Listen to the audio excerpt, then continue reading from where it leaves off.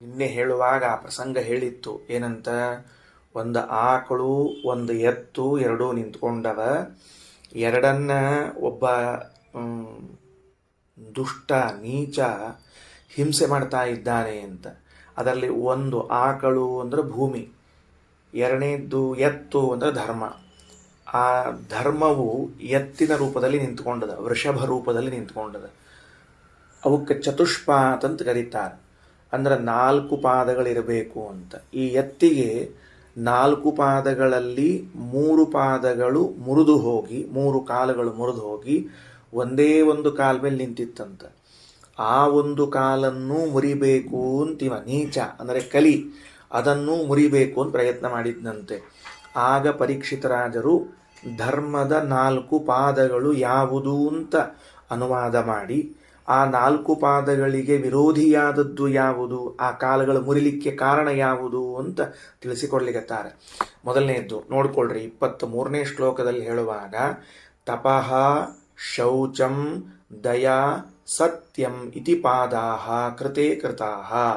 ಕೃತಯುಗದಲ್ಲಿ ಭಗವಂತ ಧರ್ಮಸ್ಥಾಪನೆ ಮಾಡುವಾಗ, ಅದು ಮೊದಲನೇ ಯುಗವಾದದ್ದರಿಂದ ಧರ್ಮಸ್ಥಾಪನೆಯನ್ನು ಮಾಡುವಾಗ ತಪಸ್ಸು ಧರ್ಮದ 1 ಪಾದ, ಶೌಚ ಧರ್ಮದ 2ನೇ ಪಾದ, ದಯಾ ಇದು 3ನೇ ಪಾದ, ಸತ್ಯ ಇದು 4ನೇ ಪಾದ. ಹೀಗೆ 4 ಕಾಲುಗಳ ಮೇಲೆ ಧರ್ಮವನ್ನು ನಿಲ್ಲಿಸಿದ. ಒಂದು ಚೇರ್ ಅಂದ್ರೆ ಅದಕ್ಕೆ 4 ಕಾಲುಗಳಿದ್ದಂತೆ, ಧರ್ಮ ಇದು 4 ಪಾದ ಮೇಲೆ ನಿಂತಿತ್ತಂತೆ. ಈ 4 ಕಾಲಗಳಲ್ಲಿ ಮೊದಲಿನ 3 ಕಾಲಗಳು ಮುರಿದು ಹೋಗಿದ್ದವು, ತಪಸ್ಸು ಶೌಚ ದಯ.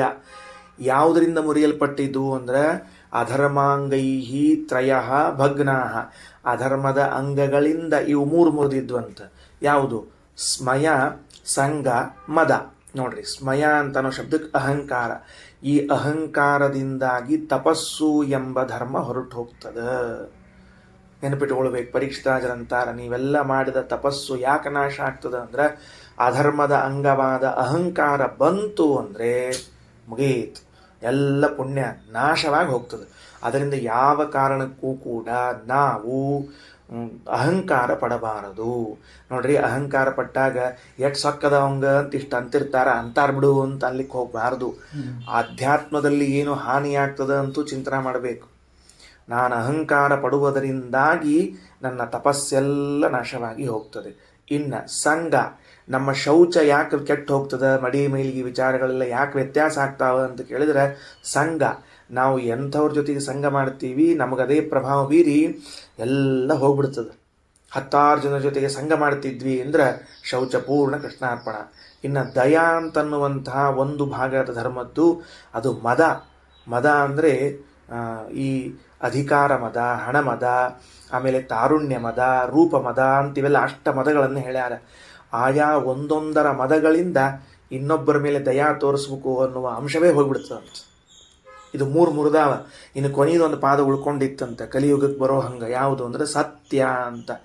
ಇನ್ನೂ ಕಲಿಯುಗದಾಗ ಆ ಪಾದ ಉಳಿದಂತ ನೋಡ್ರಿ, ಸತ್ಯ ಅನ್ನೋ ಪಾದ. ಅದನ್ನು ಹೆಂಗೆ ಮುರಿಬೇಕು ಅಂತ ಅವ ಪ್ರಯತ್ನ ಮಾಡ್ಲಿಕ್ಕತ್ತಿದ್ದ ಅಂದ್ರೆ ಅನೃತ, ಸುಳ್ಳು ಎಂಬ ಅಂಶವನ್ನು ತೆಗೆದುಕೊಂಡು ಆ ಸತ್ಯವೆಂಬ ಪಾದವನ್ನು ಮುರಿದು ಹಾಕಬೇಕು ಅಂತ ಪ್ರಯತ್ನ ನಡೆಸಿದ್ದ. ಹಾಗಾದರೆ ನಾವು ಜೀವನದಲ್ಲಿ ಸುಳ್ಳು ಹೇಳದೆ ಹೋದರೆ ಧರ್ಮದ 1 ಪಾದವಾದ ಸತ್ಯದ ರಕ್ಷಣೆ ಮಾಡಿದಂತೆ. ನಾವು ಅಧಿಕಾರ ಮದ, ಧನಮದ, ರೂಪಮದವನ್ನು ತೋರಿಸದೆ ಹೋದರೆ, ಕುಲಮದವನ್ನು ತೋರಿಸದೆ ಹೋದರೆ ದಯಾ ಎಂಬುದನ್ನು ರಕ್ಷಣೆ ಮಾಡಿದಂತೆ. ಸಂಘ, ದುರ್ಜನರ ಸಂಘ ಮಾಡದೆ ಹೋದರೆ ಶೌಚವೆಂಬುವಂತಹ ಧರ್ಮವನ್ನು ಉಳಿಸಿದಂತೆ. ಇನ್ನು ತಪಸ್ಸು ಉಳಿಸಿಕೊಳ್ಳಬೇಕಾಗಿದ್ದರೆ ಅಹಂಕಾರ ಪಡಬಾರದು ಅಂತ ಹೀಗೆ ಪರೀಕ್ಷಿತ ಮಹಾರಾಜರು ನಮಗೆ ಸೂಚನೆಯನ್ನು ಮಾಡ್ತಾರೆ. ಅದರಿಂದ ನಾವು ಧರ್ಮವನ್ನು ಉಳಿಸುವ ನಿಟ್ಟಿನಲ್ಲಿ ಪ್ರಯತ್ನ ಮಾಡಬೇಕು. ಧರ್ಮೋ ರಕ್ಷತಿ ರಕ್ಷಿತಃ ಅಂತ ತಿಳ್ಕೊಳ್ಬೇಕು.